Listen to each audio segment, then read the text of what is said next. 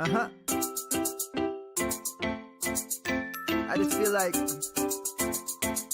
I've been around the block, ripping up fantasy stock, working around the clock. Look at the view from the top. Researching rookies a lot? No, I just be listening to pods, yeah. One in particular, I'm just a messenger, let me just pass on the rock. Browning, brunning, pruning, pronouncing ain't what he's doing. What he's doing is not losing, but infusing you with new things. And there's Dennis the Bennett, yeah. The man is a menace, yeah. Building a dynasty, some of the finest things. Promise you, you won't regret it.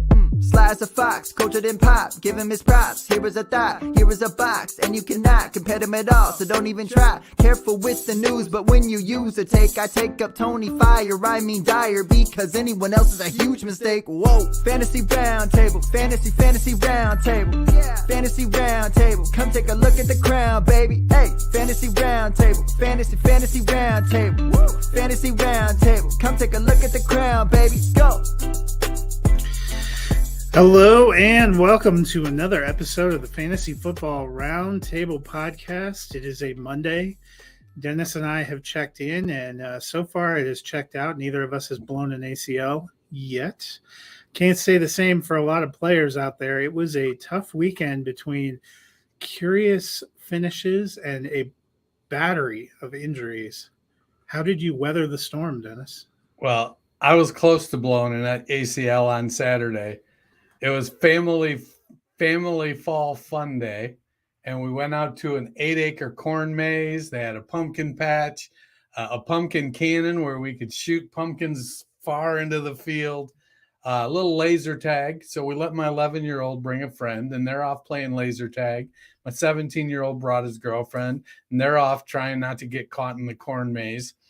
And my wife and I are just hanging around, and we see the two little ones over playing laser tag. And she's like, oh, we should go in there. And the girl heard us, and she's like, oh, well, you can go around. And what it was kind of bordered by corn. They had cut it out into about a 75 square foot section. It had the big round hay bales in it. So I'm like, cool. We go around the side. We sneak in. We're behind this big old hay bale. And the boys move over, and we move up one. And I decide I'm going to go out and make a run for it. Well, you know, those big old hay bales and around ones, they're wrapped with this plastic stuff, and it kind of comes off. And about my third step, this plastic is laying out there in the dirt, grabs my left foot, like it lassoed me, it was like I was a steer, and it slammed me into the ground.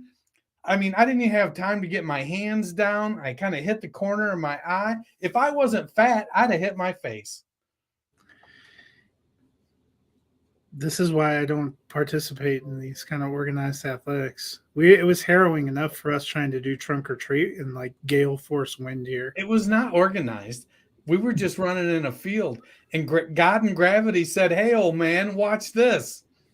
I almost fell over on Sunday. This is really adding to our demo. We had a high wind warning, and they sincerely meant it. It was like 60 to 70 mile an hour gusts coming off the mountain straight down.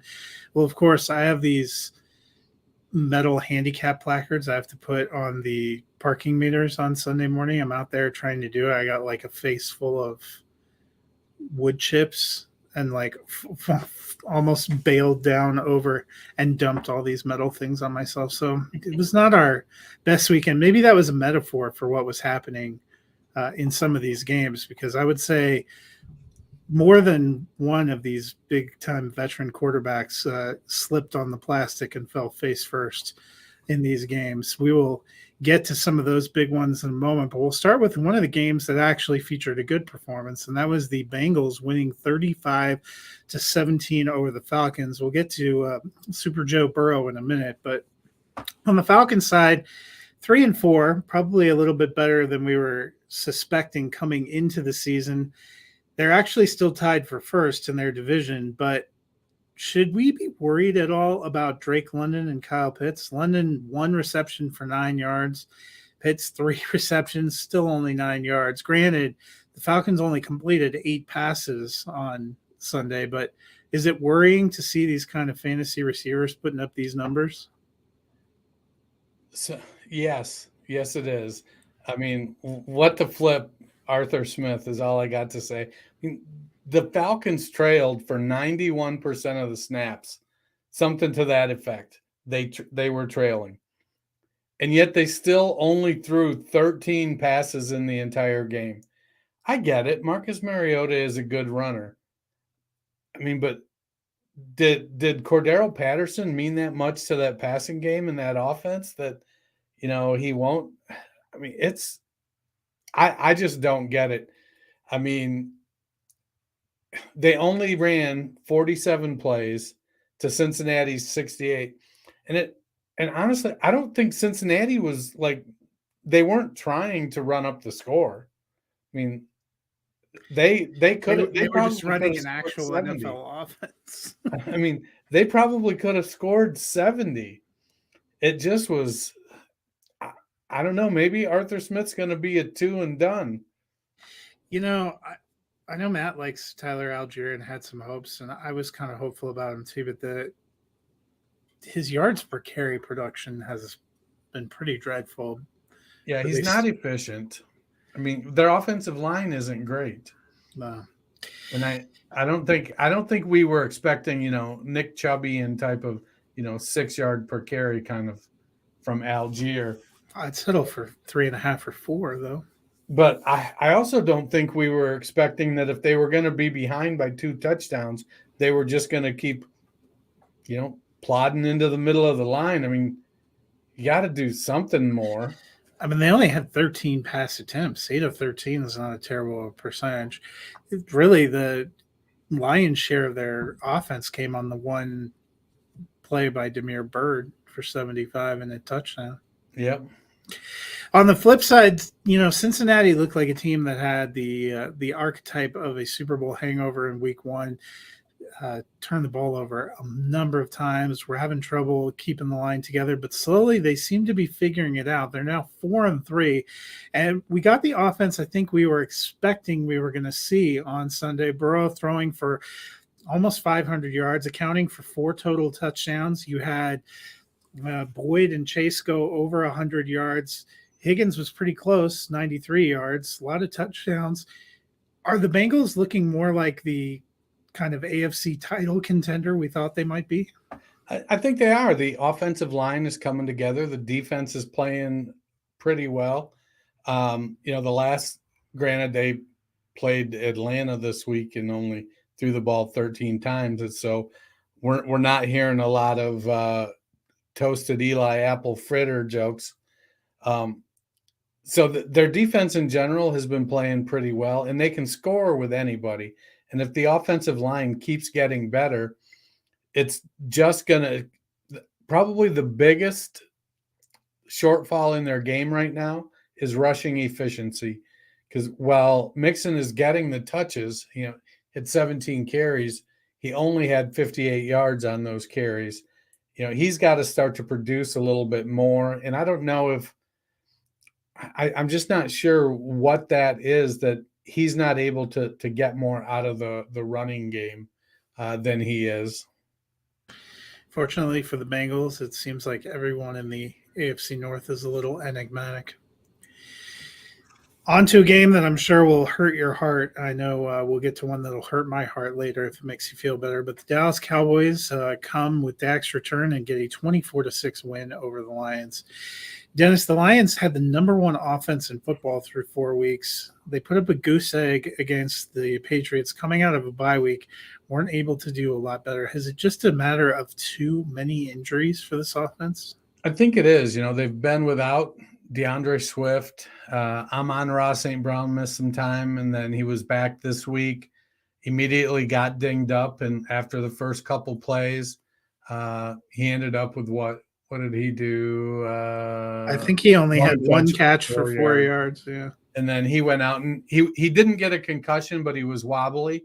And with the new rules, he wasn't diagnosed with a concussion, but because he had the motor skills issue, he was ruled out for the rest of the game. I'm okay if they err on the side of caution.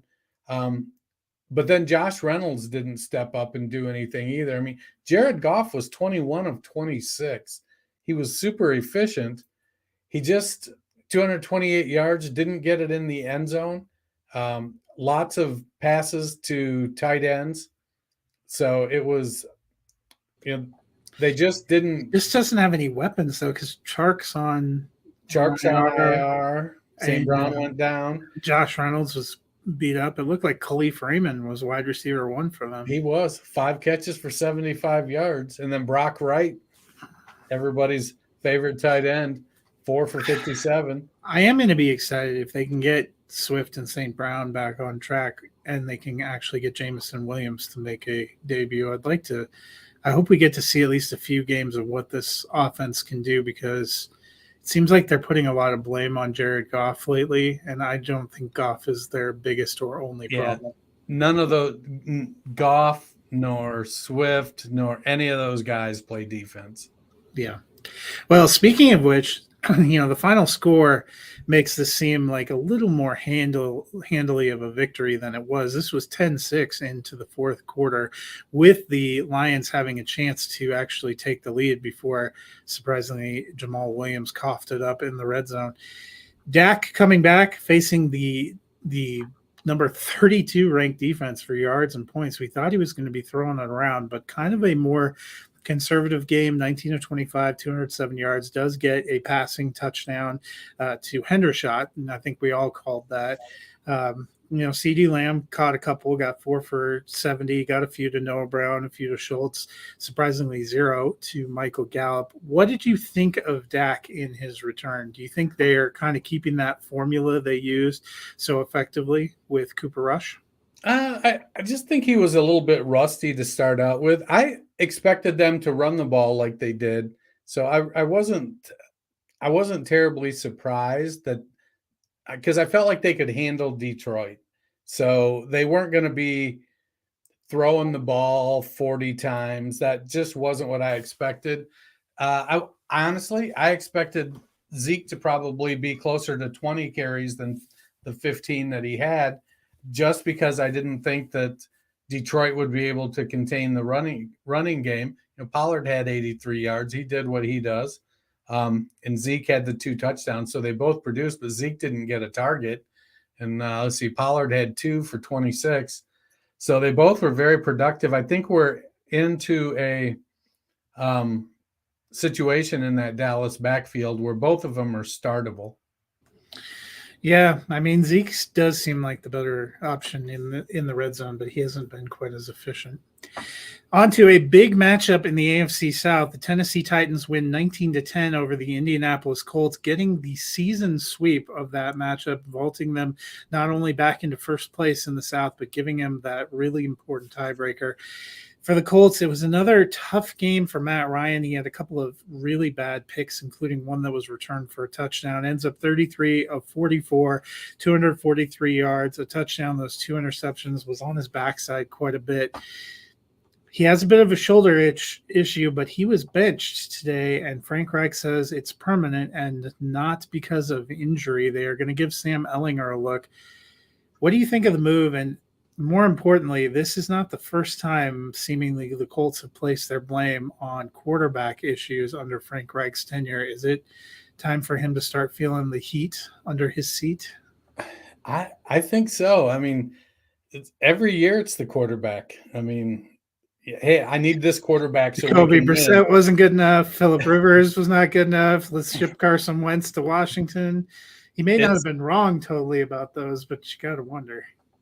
Yeah, it's, I feel like the way Brady's playing, the way Rodgers is playing, the way Russ is playing, Matt Ryan, for better or worse, I think we're seeing a changing of the guard. And, there's going to be some spots open up that I don't think we have replacements for. What is that they say? What is it that a power of something abhors a vacuum? Well, and, Bruning continuously says he only thinks there's really 2 good quarterback prospects in this class, which should give a lot of these teams a moment of pause. We thought 2021 draft was quarterback rich, and that didn't exactly panned out. Yeah, I think that there's going to be some quarterback roulette going on next year. As far as the Colts go, I think Reich and Ballard both are probably going to feel some heat because, as we've seen in the past, Jim Irsay is not necessarily the most stable of owner when it comes to decision making. It's been nice to see Paris Campbell kind of, I guess, his production start to match his playing time. He's been playing around 90% or more of snaps most of the season, but he was having games with only 2 or 3 targets and just not doing anything. And the last couple times, he has been putting up some numbers. I guess the question I would ask with Ellinger coming in, Matt Ryan has thrown 37 or more passes in 6 of 7 games. Are they going to change the game plan now that they're putting Ellinger in? Because the offensive line didn't get any better. Wow. The running backs are still who they are, and they didn't seem to want to use them when they had a quote-unquote veteran quarterback. Even yesterday they only gave Jonathan Taylor 10 carries. Well, my other question, it's not great the Colts lost that game, but they're still only 3-1, which isn't horrendous given everything. I forgot they went and paid to put Nick Foles on this team too. It feels like we're moving permanently to see what we've got in Sam Ellinger is the kind of thing you do if you're giving up. Yeah. So I don't understand what's happening. I have been suspicious, I've mentioned before, of Frank Reich and his coaching, and we know Bruning, there's no great love for Frank Reich. I think this could easily be the end if they miss the playoffs. Could this be like the last 3 years be just the biggest waste of a talent in Jonathan Taylor and God knows how long? I mean, arguably a lot of the Colts team, because that offensive line has degraded, but when Luck retired, I think they had all the pieces to be a Super Bowl contender, and they've not even come close to sniffing that kind of success. On the flip side, we thought the Titans were going to take a bit of a dip, but here they are, 4-2, having swept away the Colts and seemingly in great position to make the playoffs again. They're not super impressive, especially from a fantasy standpoint. I don't think you want any pieces of the passing game, but Derrick Henry's still doing his thing and grinding away. Have we been underrating the Titans? So if I could do a Liam Neeson impersonation of Mike Vrabel doing a Liam Neeson impersonation, he would say, I play a very particular type of football. Because that's what they do. They grind it out. They hammer it with Derrick Henry.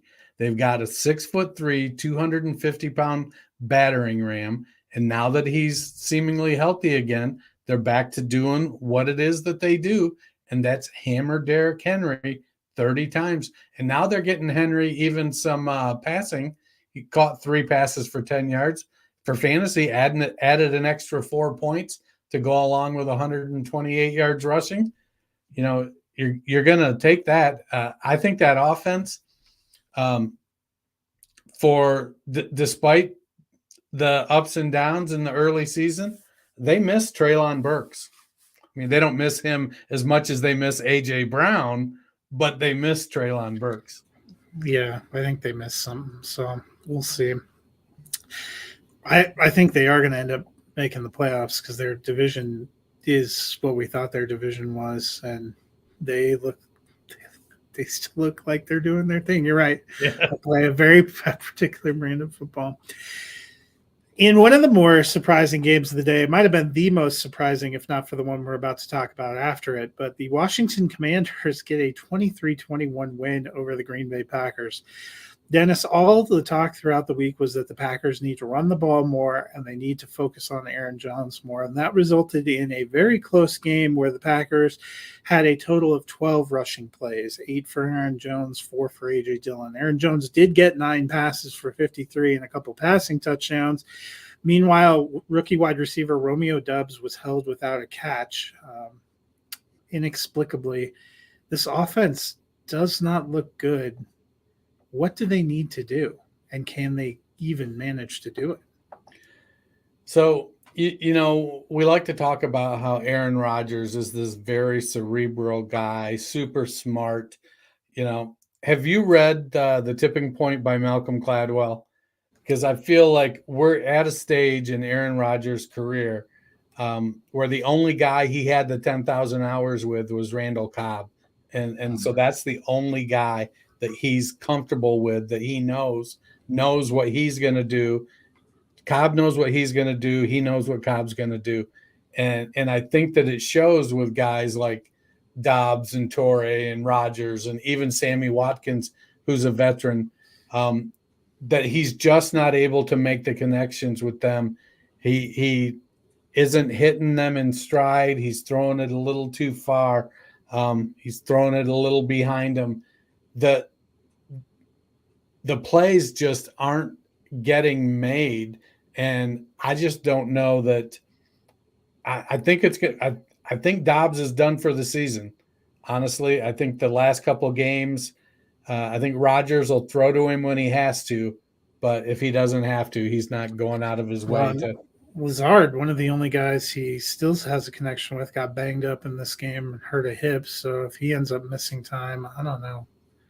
I mean, even Tunyon was only 3 for 4 for 32. So it was, I mean, like I said, I think we're seeing some of these guys. I get that the money is great and you're competitive, but, you know, maybe you just hung around a little bit too long. It does seem like, you know, Rodgers has made overtures the last couple of off seasons that he's close to the end. Maybe the Packers are wise to keep holding Jordan Love, even if he hasn't gotten to play much, because the quarterback market and landscape doesn't look good. Yeah, it's going to be a hot mess going into next year. Speaking of hot messes, Washington Commanders, they get that win 23-21. There was a lot of talk after the game that Mr. Taylor Heineke, who was 20 of 33 for 201 yards, 2 touchdowns, and an interception, is the answer that the Commanders have been searching for at quarterback. I feel like this came up last year, and the answer was no by the end of the year. But right. Are the Commanders really better with Heineke? You know, I don't know. I don't think they're better long term. They may be better for a game or 2 or 3, but you know, they need Brian Robinson and Antonio Gibson and Curtis Samuel. You know, Terry McLaurin had a good game finally, 73 yards and a touchdown. So a lot of it comes down to, can they play a balanced offense? If they're not forced to throw it a ton, you know, they only threw it 33 times. They ran it, 36, not counting Heineke. So that was a pretty balanced game. I think they can win like that because their defense isn't terrible. They've got some good pieces on defense. And if they can get Chase Young back to go with those guys, that's going to give them an extra boost. I don't know if it's too late or not. I'd still like to see Sam Howell because at this point in his career, I think we know what and who Heineke is. And if he's your answer, I'm not sure what question you've asked. In all seriousness, though, do you think Ron Rivera would even consider? I don't get the sense that Ron Rivera thinks he's out of anything, even though they're pretty far behind the rest of their division. You know, delusion is good for all of us. Speaking of delusion, the biggest surprise of the day and the award winner for Wet Fart Game Week 7 was the Carolina Panthers, revealing to us that apparently it was Christian McCaffrey holding them back as they get a 21-3 win over the Tampa Bay Buccaneers. Dennis, on Friday, I noted it made me nervous that the Buccaneers were 10.5-point favorites, but we had kind of agreed seemingly that it felt like getting to play the Panthers was a get-right game for some of these ailing offenses. Well, nothing got right for Tampa Bay. Is it time to have some legitimate panic about a team that's now 3-4 and seems to have lost the ability to score? You know, I don't know that they lost the ability to score, but that drop that Evans had, it broke the Buccaneers and Brady. It broke me too, let me be honest. In a way that I am just not used to. I mean, I expect so much more mental fortitude from Brady and from the Buccaneers.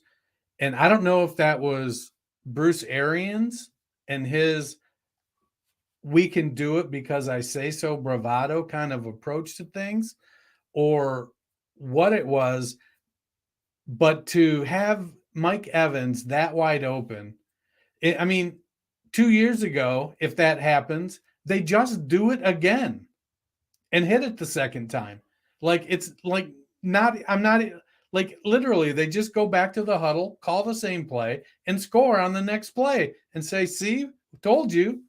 And now they just don't seem to have, I don't know if it's they don't believe in Todd Bowles or they don't believe in Byron Leftwich, um, or they've all looked around and realized, shit, we're old. What are we doing? Because The Leftwich thing is a good question because he was a really hot potential head coaching candidate. A lot of people were surprised he didn't get a job this offseason, and I bet he wishes he would have taken one if they would have offered it to him. I think yeah, I mean, because it's not looking good. And now, I mean, I suppose he could go in and say, well, that was Tom Brady, running his stuff. So I mean, you almost have to wonder at this point in time if you have a couple more losses, do you actually try to see what you have in like a Kyle Trask? I don't. To me, I don't think that's something you do with Tom Brady. I think you lose the team. I think right now, we've seen Lenny check out, and He might so be checked out right now based on this number. he's definitely standing at the door, looking around, and making a decision. I think, and then when we've got games like yesterday, Rashad White had 8 opportunities to Lenny's 11. White had a season high 43% snap share. I think that it's a situation to definitely keep an eye on there. Yeah, they're not looking good. On the flip side, Deonta Foreman and Chuba Hubbard look decent as the backfield duo there for Carolina. But I want to talk about PJ Walker for a minute. We have made jokes about the Carolina quarterback situation. Baker Mayfield had not looked like he was it. We hadn't seen great things from Sam Darnold last year. We've been joking they're waiting for him to come back. Could it actually be PJ Walker that's the guy? There was a lot of comments after this win that he might have played himself into getting the job for a while. It looked like he remembered that DJ Moore was on their team, which is a good start. Yeah, you can't go wrong there. I don't know if he's the answer. I don't know if they have the answer, but I'm pretty sure we know what Baker Mayfield and Sam Darnold are. And right now, I suppose I would rank them Walker, Darnold, Mayfield. But I feel like PJ Walker, he's Cinderella's pumpkin carriage. I feel like he's got a limited time before he's a pumpkin again. He's same thing as Taylor Heineke. Maybe he makes it through the rest of the season. I don't disagree with Steve Wilkes that PJ Walker has earned the opportunity to start games. I'm still bummed Matt Corral got injured because this would have been the ideal circumstance where he would have gotten to go. Yep. Well, and then when you've got Foreman and Hubbard playing the way they did, I mean, Foreman put up 118 yards, Hubbard 63 yards and a touchdown. Granted, Foreman was buoyed by a 60-yard run, but the running game looked better than it has all year. And I don't know. I hope that speaks more to Tampa Bay than to, although I don't know. I guess we'll see. I called this as one of my upsets of the week. I don't know why the New York Giants at 5-1 were considered underdogs playing the 2-4 Jacksonville Jaguars, but they came away with the 23-17 win, kind of grinding it out the same way they have all season. Daniel Jones, 19-30, 202 yards, a touchdown, no interceptions. Also ran for 107 yards and a touchdown. Could Daniel Jones actually end up being the answer here for the Giants? When you look at the landscape out there and where New York is currently projected to pick, I'm going to take Daniel Jones over Will Levis or Alex Van Dyke or Anthony Richardson or Hendon Hooker probably. Um, we've seen Brian Daboll work wonders with Josh Allen and his accuracy, and whatever Daboll is doing with Daniel Jones, the game plan is working. I like what he's getting done there. I mean, it helps to have Saquon Barkley, and it'll be super nice if they get some wide receivers. Bellinger got banged up at tight end, and he's been playing great. Yeah, and then they said looks like he's going to have surgery for a fractured orbital. We'll probably miss some time. That's rough. And they cut Ricky Seals-Jones in the offseason. The only constant for Daniel Jones seems to be if he finds a receiver he likes, they either get hurt or cut. Right. But he has gotten something. I thought Wandale had another decent showing, 6 for 50. And he's got something going again with Darius Slayton. Just when I was all the way out, Darius Slayton trying to pull me all the way back in. They have, I picked up Marcus Johnson to start in some desperation spots. And while Johnson, the snap count was there, the targets, he had, I think, 4 targets, or I think he didn't convert any of them. But I think Wandale, let's see, what's my note on Wandale? He's seasoned the slot role. 835 of his snaps have been there. Second on the team in routes run yesterday. So I think Wandale has taken over that old Rondale, same difference. One's good, one's not. I think Wandale Robinson has taken that slot role. Marcus Johnson plays that big blocking wide receiver role that's going to get some work. And Darius Slayton is the deep threat. And then you've got David Sills that's like your jack of all trades, number 4. So they've turned into a capable wide receiver core that is better than the sum of its parts. And as a whole, they really do a nice job.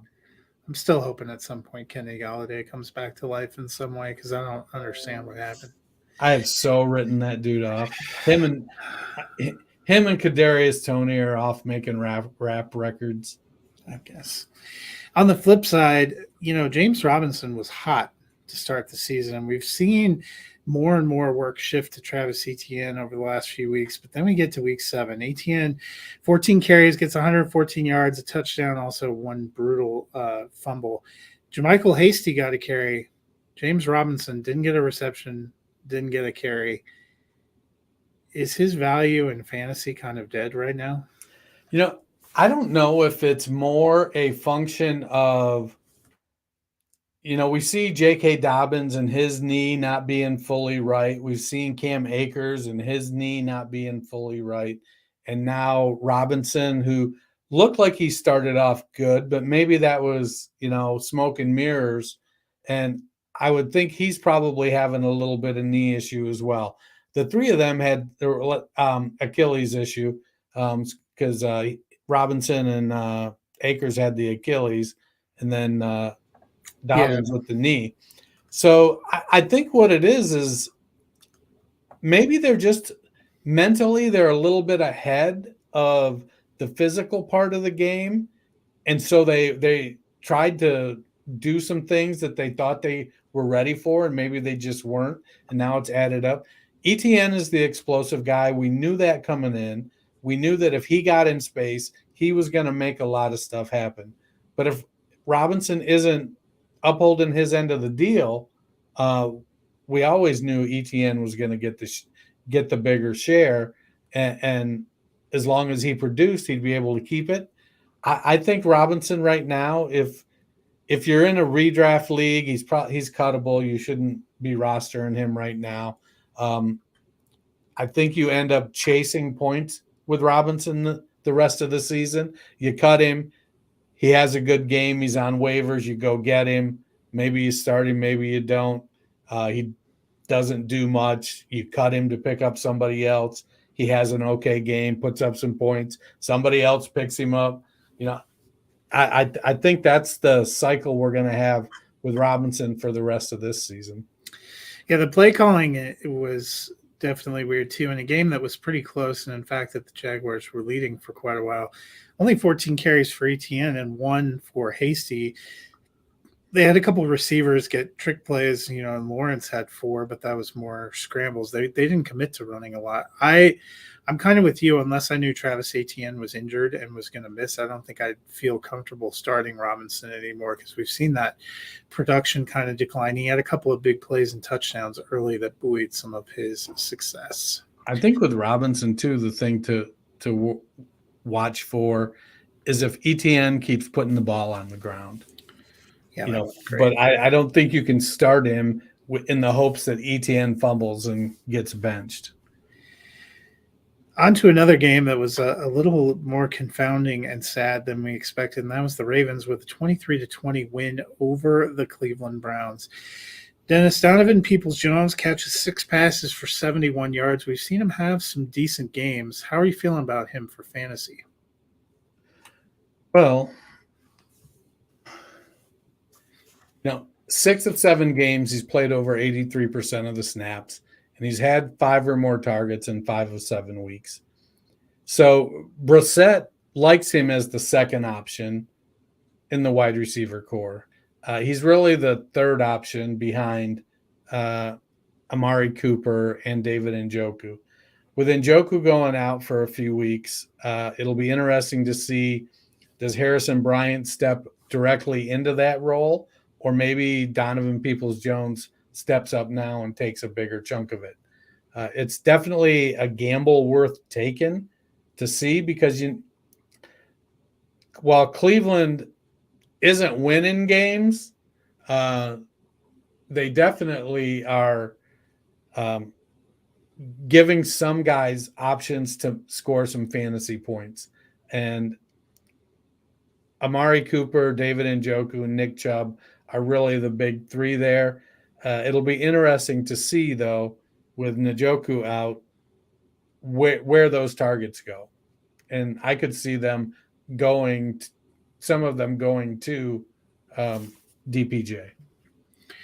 On the flip side, it was not a great fantasy game for any of the Ravens that you were trying to play. Mark Andrews had more carries, 1, than receptions in that game, which tells you something. But we've talked about for a couple of weeks the Ravens trying to find something, get something going in the running game. And Gus Edwards comes off the PUP list, returns to action, gets 16 carries, only 66 yards, so not incredible efficiency, but gets 2 touchdowns. Is he the answer kind of to this Ravens backfield, though? He's always produced when they've given him an opportunity. He doesn't catch the ball well. 1 target, no receptions. And I think that I was surprised, honestly, that Kenyon Drake wasn't more productive. I know Drake was productive last week. I feel like it is shocking that Cleveland's rush defense, which had been shredded, gave up all those carries and not much yardage. Yeah, the split wasn't that bad. Edwards had 16, Drake had 11, Hill had 5. The snap percentage, Hill was actually second. Edwards played 36.5% of the snaps. Hill 31.7 and Drake 25.4. So when Drake was in there, he was getting the ball. It just was he wasn't in there that much. Yeah, it's interesting. The Baltimore offense has not been quite as robust in any sense. It was kind of even for Lamar Jackson, he didn't have any touchdowns, only had 59 rushing yards and 120 passing yards, kind of a ho-hum day for him. Now, on the plus side, Andrews did, even though he didn't have any catches, he did lead the team in routes run. I guess that counts for something. Ho-hum just about sums up the offensive philosophy for our next team, which is the Denver Broncos, who came out at home and put up another scintillating 9-point effort in a 16-9 loss to the New York Jets. We'll get to my depressing Broncos in a minute, but first, Dennis, Breece Hall, he's been going great guns, and he had another good game. I thought he would. Got a huge 62-yard touchdown run only gets 72 yards and a touchdown, only has 4 carries before leaving with a knee injury, which they said is a torn ACL and some meniscus damage. So, Carter comes in, gets 29 yards on 13 carries, had 2 receptions for 45 yards. Is it a good sign for him in the backfield? Are you expecting good production? I think so. I mean, I think it'll be a timeshare. I think Ty Johnson will get some run. They're probably going to bring somebody else in as a third back. I don't know if they bring At LaMichael. times, it mostly looked like your boy Braxton Berrios was their third running. Well, this week he was. I just think that Carter's got to prove himself to be more efficient. You can't run 13 for 29. But they liked Carter. They talked Carter up all off season after he essentially won the job last year. I think Carter is a good two-way back. He can catch the ball. He can run the ball. I expect it probably to be Carter's going to get 55 or 60% of the touches, and then a couple other backs are going to split the rest of them. The Jets are 5-2 at least. I think it puts a lot more pressure too on Zach Wilson. We've not seen him have to do that much. He didn't do a ton yesterday either. Doesn't take much to beat Denver these days on offense. Speaking of Denver, Russell Wilson sat out the game. Brett Rippon came in. I know there was a group of fans that thought Russell Wilson was the problem, but Brett Rippon, 9 points. Denver, no points in the second half. Looked anemic on offense, as seemingly has been the case all season long. The Broncos now 2-5. The guy that looked the best running the ball was probably Mike Boone, who naturally is injured and landed on IR today. Dennis, give me some hope. These Broncos are going to London to play the Jaguars. What do they do well? They have nice playing suits. They get penalties. I mean, they're still, I believe, leading the league in that. So I guess it's a tough thing. Rippon certainly has eyes for Jerry Jeudy, much like Kenny Pickett has eyes for George Pickens. Greg Dulcich had a decent game, 6 for 51. Cortland Sutton had good opportunities, even though he didn't convert. I think there's opportunity there. I just don't know how it's gonna pan out. Seems like they struggle a little bit on the offensive line. Rippon threw it 46 times, but only put up 225 yards and no touchdowns. So it's kind of a hot air offense, lots of bluster and no substance.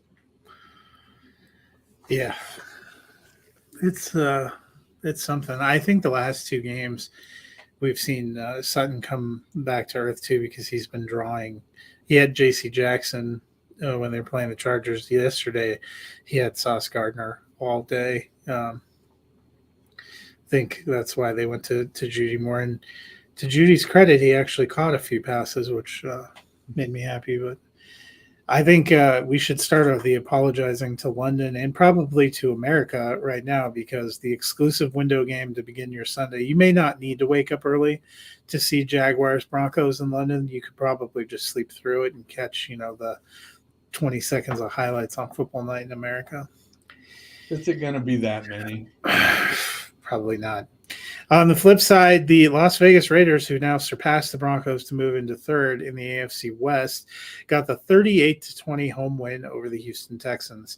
Dennis, last year, Davis Mills was one of the more uplifting stories of the season. He actually looked like he was doing pretty good. But this season, where he's been the kind of unquestioned starter, has been a little rougher. Houston's 1-4-1 now. They seem to have found the running back that they're looking for in Damon Pierce. What do you think about Davis Mills? Are we getting close to the end of the Davis Mills era? I don't know. 28 for 41, that's not terrible percentage, 302 yards, 2 touchdowns.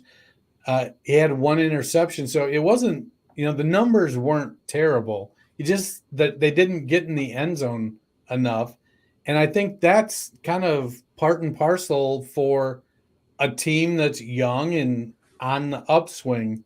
They're definitely better than they were last year, even though the record might not show it. Um, they'll get another infusion of talent in next year's draft. I don't know if Davis Mills is the answer for them, but I think he's played.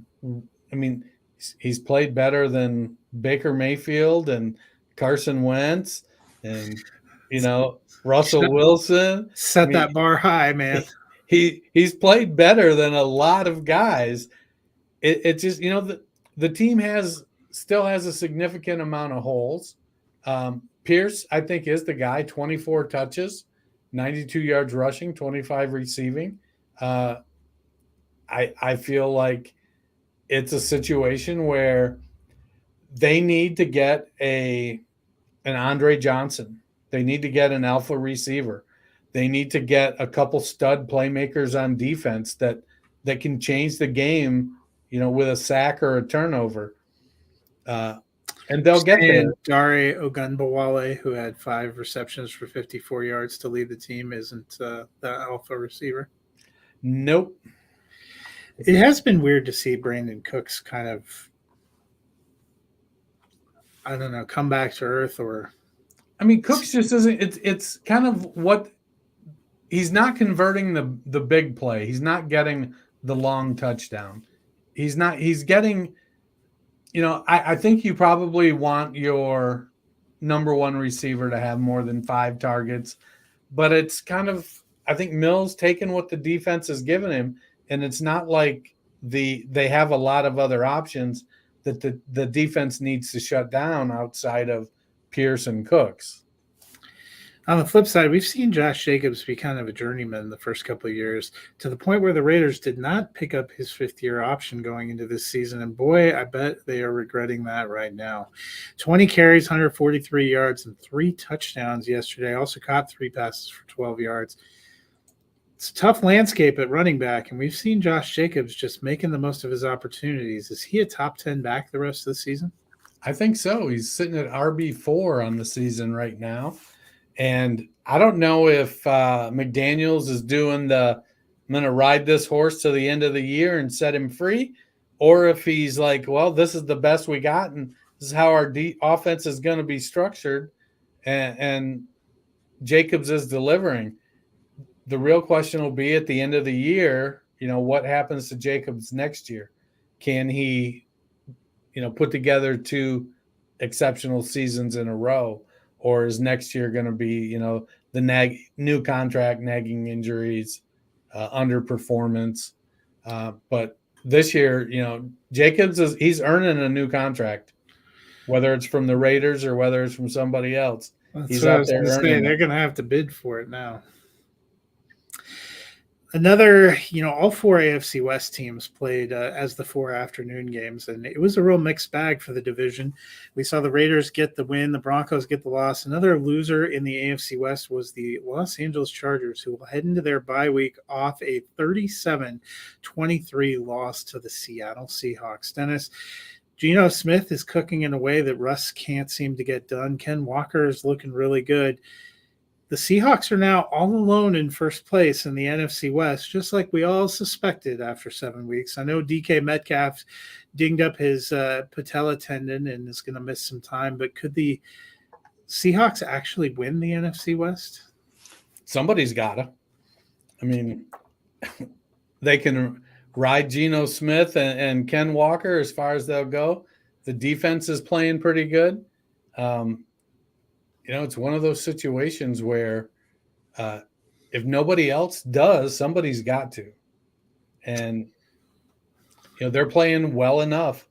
The goal is get to the playoffs, then anything can happen. You just got to – your job is to beat the teams they put in front of you, to stack up enough wins to get in there. Meanwhile, the Seahawks could also be tracking to get a top 5 pick thanks to their trade with the Broncos. On the flip side, what do the Chargers need to do to get better? They're 4-3 now. It's been kind of an ugly 4-3. Mike Williams, high ankle sprains, probably going to miss some time, but it could have been a lot worse. Although we haven't seen Keenan Allen do much since his own high ankle sprain. We thought the Chargers could be a Super Bowl contender. We just haven't seen it so far. What do they need to do coming off the bye? I think they need to get healthy, and honestly, I don't think the bye is enough. They've had some health issues on defense. Keenan Allen's been out since the first week. Yesterday, I think he played 23 snaps or something. Was not involved. I don't think he played in the second half. Honestly, it seemed like Keenan said during the week that he wasn't expecting to play, and the coach was like, "Yeah, get in there anyways." Now Williams is probably going to be out 4 to 8 weeks with the high ankle sprain, and that's an injury that just tends to linger. So it's probably going to affect him the rest of the season. Josh Palmer is out. Fire up DeAndre Carter. Here he goes. Plus J.C. Jackson, who is their best cover corner, blew his knee out. He did.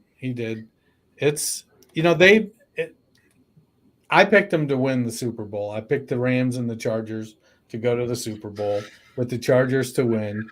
And the Rams are playing terribly, and the Chargers just can't stay healthy. So, I'm never picking the Lions and the Browns based on this. Well, it's interesting. We had all the expectations were for the Western divisions, but the AFC and the NFC seemed like that's where everything was. And surprise, surprise, it's been all the teams in the East, even the NFC East, that seem to be getting it done.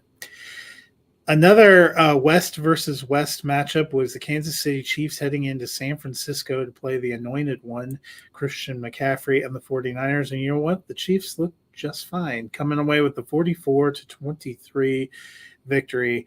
Who picked them to win on Friday? I did. Did you? I picked Kansas City. Yeah. Oh, did I pick the 49ers then? Because I thought you and Matt picked the same team, and I thought you and Matt picked the Niners. I for sure picked the Chiefs. I thought the Niners were not going to do well, and they did not. We'll get to the Niners in a minute, but the big news before the game was the report that came out Sunday morning that Isaiah Pacheco had spent all the week prepping with the first team and was going to get the start over CEH. It ended up being more of a split. Pacheco getting 8 carries, 43 yards. CEH got 6 for 32 and a touchdown. And it was really Mecole Hardman who had the biggest rushing day with his 2 rushing touchdowns. What do you make of the Chiefs' backfield, Dennis? It's a hot damn mess. Honestly, I think that it played out like it's been playing out. The Chiefs had a lead when it mattered. CEH played. Pacheco may have been out there for the first snap, but when it mattered, CEH played. And when they had the lead and were trying to grind it, Pacheco played. But McKinnon played the most snaps, but had the fewest touches. So it was kind of weird that way. See, CEH, 17 snaps, 7 touches, so a 41% touch rate. Pacheco, 19 snaps, 8 touches, 42% touch rate. And McKinnon, 28 snaps, 5 touches, only 17%. It was just crazy that Andy Reid hates our fantasy teams despite how many fantasy points his guys score. You had to have felt good, though, at least seeing your good boy MVS get a couple of bombs, 3 receptions, 111 yards. You didn't get that touchdown, but that's the MVS you thought you were getting coming to Patrick Mahomes' town. What I want to know is, when did Patrick Mahomes' arm get shot? He underthrew that bomb so bad. I mean, MVS had 3 or 4 yards of separation. If Mahomes had that ball out there, he might have dropped it like Evans did, because we've seen that plenty. But the way it was underthrown, he certainly wasn't going to turn it into a touchdown. Maybe he didn't realize how far out there MVS was going to get. They're still finding their way together. Yeah. Dude's fast. On the flip side, a lot was made of the big trade for McCaffrey, the 49ers saying basically they're going all in to try to win a Super Bowl. Their defense got cooked, which had been the best part of their team. Their offense was just all right. Christian McCaffrey, 8 carries, 38 yards, caught one pass for 13 yards. We weren't expecting a huge day since he only had like a day and a half to work with his new team. But 49ers are 3-4 right now. What do we think of McCaffrey, and what do we think of the 49ers? I think it's going to be beautiful. It's not yet, but I think that he's going to do things with that team that we've seen guys, we've seen Jags perform exceptionally well in that offense. And I don't think McCaffrey is a Jag. I think McCaffrey is an exceptionally talented running back. And I think once he learns the offense, I get it. Dude went to Stanford. Lots of people go to Stanford that are dumb as a box of rocks. Okay. So, and lots of smart people go to state schools. So let's not get too wrapped up in all of that stuff. But he's good, and he's going to fit that offense really, really well. I think he's going to give them a weapon like they have not had and provide them with the type of explosiveness that while Jeff Wilson and Elijah Mitchell, when everything goes well, they can take it all the way. I think Christian McCaffrey can take it all the way when it breaks down. Yeah, I think McCaffrey's going to end up being fine for fantasy, but here's my hot take. I think the 49ers are going to miss the playoffs. I just don't think they're playing that well. And I think it's week 7.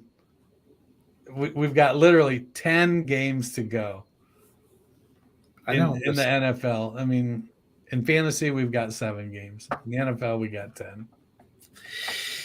On to the Sunday night game, the closer of the weekend, the Miami Dolphins coming away with the 16-10 victory over the Pittsburgh Steelers.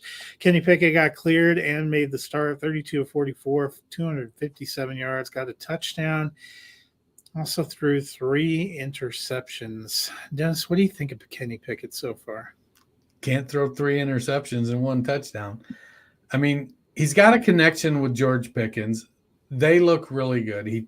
10 targets to Deontay Johnson. He knows where his bread is buttered.